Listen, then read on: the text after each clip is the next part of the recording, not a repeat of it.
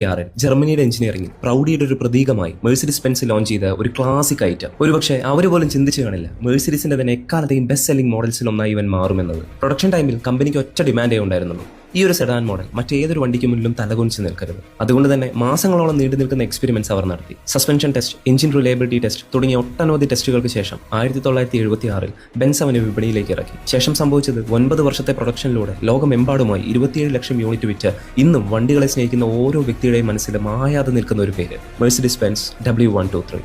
പഴയകാല ഓർമ്മകൾ സമ്മാനിക്കുന്ന ഈ അസാധ്യ മെഷീന്റെ കഥ നിങ്ങളുടെ ഫ്രണ്ട്സിന് മറക്കാതെ ഷെയർ ചെയ്യും.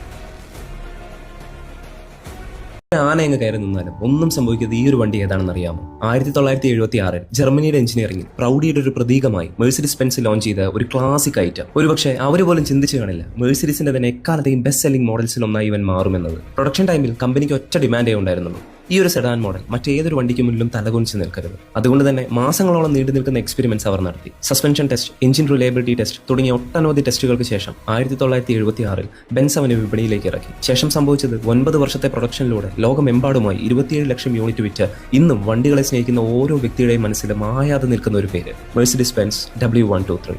പഴയകാല ഓർമ്മകൾ സമ്മാനിക്കുന്ന ഈ അസാധ്യ മെഷീന്റെ കഥ നിങ്ങളുടെ ഫ്രണ്ട്സിന് മറക്കാതെ ഷെയർ ചെയ്യും.